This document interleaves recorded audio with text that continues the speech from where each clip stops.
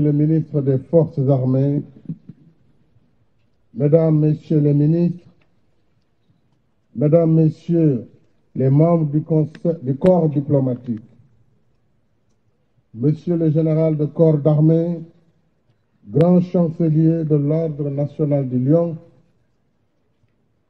Monsieur le général de corps d'armée, chef d'état-major général des armées, Monsieur le général de corps d'armée, haut commandant de la gendarmerie nationale et directeur de la justice militaire, Madame, Messieurs les officiers généraux, officiers, sous-officiers et militaires du rang, personnel civil des forces armées, chères familles des parrains, chers invités.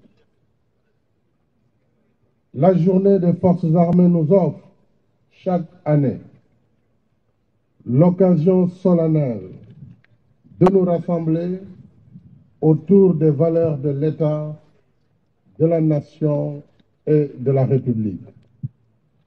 Valeurs auxquelles notre armée, dans toutes ses composantes, reste indéfectiblement attachée. C'est pourquoi j'éprouve toujours le plaisir et la fierté de venir présider cette journée. En pareille circonstance, mes pensées vont d'abord vers nos défunts Djambars. Je salue leur mémoire et prie pour le repos de leur âme. Je redis à leur famille notre compassion et notre solidarité agissante. À vos camarades alités, j'adresse mes vœux ardents de prompt rétablissement.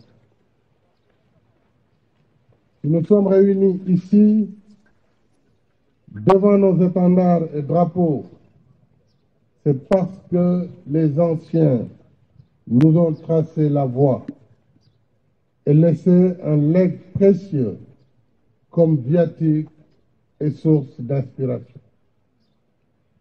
Chers anciens, je vous salue avec respect et affection. Vos brillants parcours continueront toujours d'éclairer notre mémoire collective pour servir à tous, civils et militaires, de leçons de vie, de civisme et de patriotisme. Je pense également au personnel de nos forces armées déployés sur le territoire national et à l'étranger.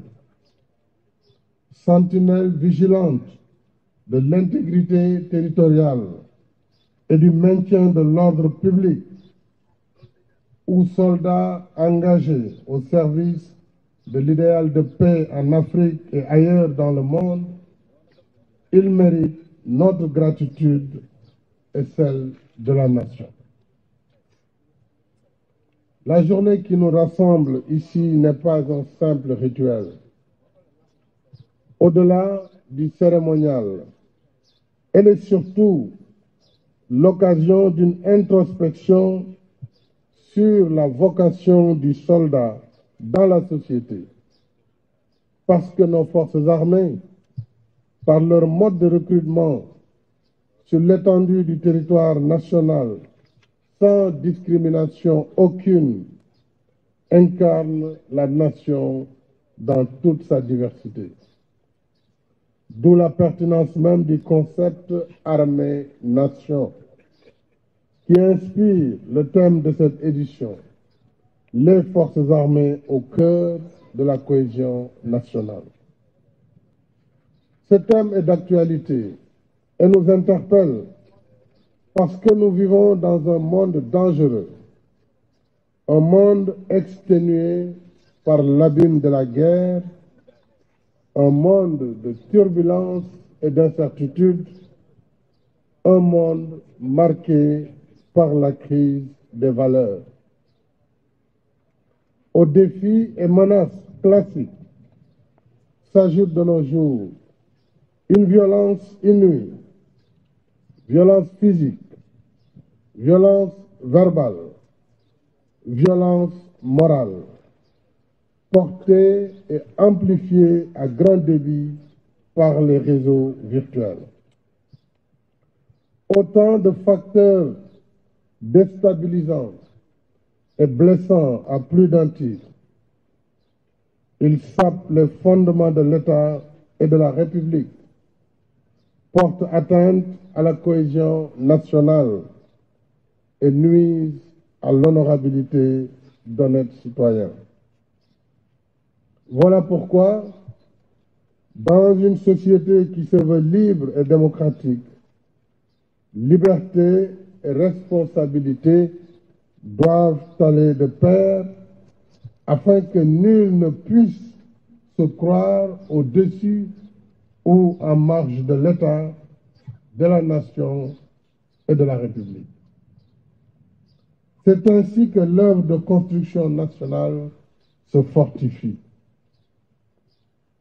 Je salue à cet égard la vocation de nos forces armées d'être le réceptacle harmonieux de toutes nos diversités socio-culturelles dans le culte du devoir, de l'excellence et du mérite.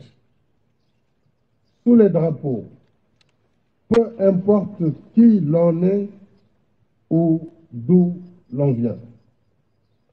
Sous les drapeaux, toutes les différences et les diversités s'effacent pour faire place à l'esprit de camaraderie et de fraternité d'armes. Un esprit que nous devons cultiver et enseigner au-delà des armées, par l'éducation au civisme et à la citoyenneté. C'est notre vivre ensemble et notre destin commun qui le commande. Pour ma part, j'ai toujours accordé une priorité élevée à nos forces de défense et de sécurité, afin qu'elles puissent servir l'État, la nation et la République dans les meilleures conditions possibles. C'est le sens du vaste programme de modernisation de nos armées que j'ai mis en place dès mon accession à la magistrature suprême. Les chiffres parlent d'eux-mêmes. Notre budget de défense a connu une hausse sans précédent de 250% entre 2012 et 2023, ce qui nous a permis de renforcer considérablement les moyens opérationnels de nos forces de défense et de sécurité dans leurs composantes terrestres, maritimes et aériennes. Quant aux effectifs, ils ont augmenté de plus de 60%, offrant ainsi un maillage complet du territoire national. Dans la même dynamique, nous avons créé un centre de haute études de défense, un institut de défense et plusieurs écoles de formation et d'application pour doter nos forces armées des meilleures compétences en ressources humaines. En soutien au moral de la troupe et de la condition militaire, d'importantes mesures ont permis d'améliorer le traitement salarial du militaire et ses conditions de vie, y compris les blessés et mutilés de guerre. Le logement de nos forces de défense et de sécurité me tient également à cœur. Je me réjouis des efforts considérables que nous avons déployés dans ce sens, avec des projets déjà achevés ou en cours à Dakar, Tivaouane-Peulh, Bignona et Saraya, entre autres sites. Et cette montée en puissance tous azimuts de nos forces armées traduit ma conviction que le premier investissement d'un pays consiste à assurer la paix, la sécurité et la stabilité sans lesquelles rien n'est possible. Et en ce temps de menaces accrues, tout ce qui concourt à renforcer la défense nationale n'a pas de prix, parce que c'est elle qui nous met à l'abri des périls en soutenant les fondements de l'État, de la nation et de la République. M'adressant à vous, élèves officiers de la promotion colonel El Hadji Mamadou Touré, de l'École nationale des officiers d'active et de la promotion dentiste colonel Mbaye Khary Dieng de l'École militaire de santé, je vous présente mes chaleureuses félicitations. Je mesure les efforts et les sacrifices que vous avez consentis pour être au rendez-vous de l'excellence. Vous faites la fierté de vos familles que je salue et félicite. Par le serment que vous venez de prononcer, vous avez fait allégeance aux valeurs et normes qui encadrent votre carrière. Ce qui fera votre honneur et votre bonne réputation, c'est de rester fidèle à votre serment. Dans le secret de votre conscience, ce serment vous oblige et constitue pour la postérité le pacte de loyauté qui lie votre destin à celui de votre pays. Dès lors, je vous engage à respecter la lettre d'or du métier des armes, apprendre à obéir pour être digne de commander, parce que c'est dans l'obéissance que se forge l'aptitude au commandement. Celui qui ne peut pas obéir n'est pas digne de commander. Sur le chemin que vous aurez à parcourir, il y aura des obstacles à franchir, des pièges à éviter, des décisions à prendre. Alors, gardez le souvenir de vos parents comme lanterne pour éclairer votre parcours. Feu le colonel El Hadji Mamadou Touré incarnait la plénitude de l'officier de l'air.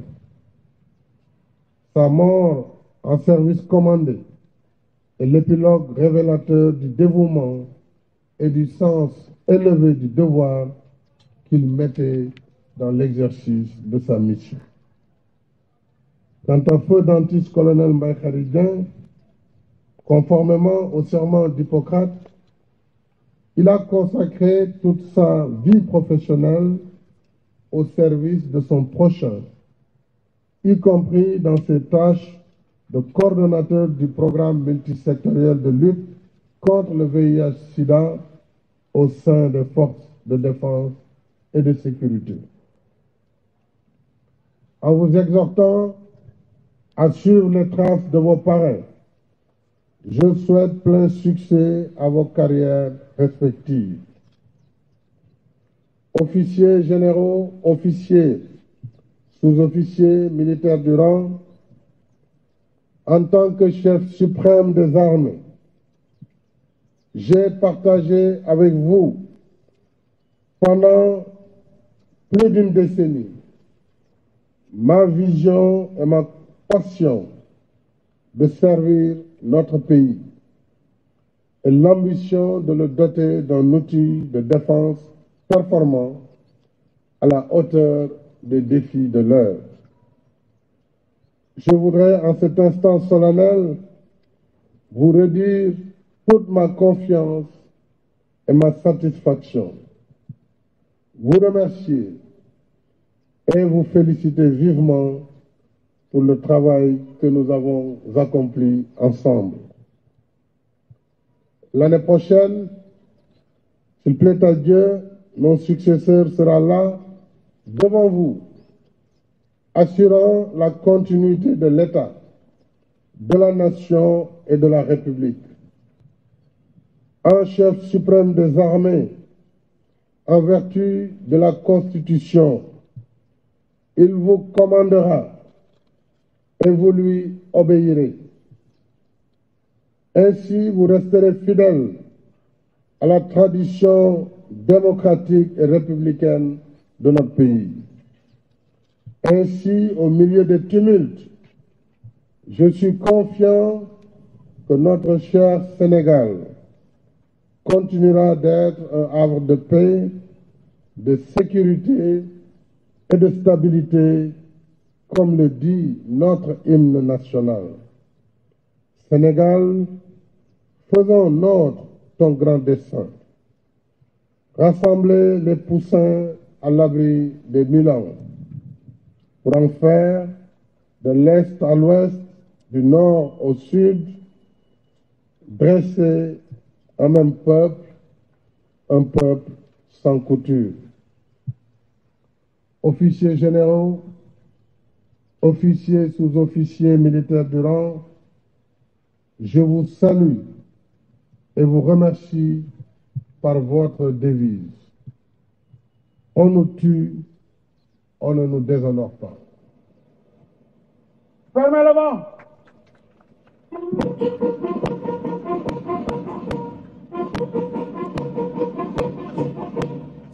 Présentez.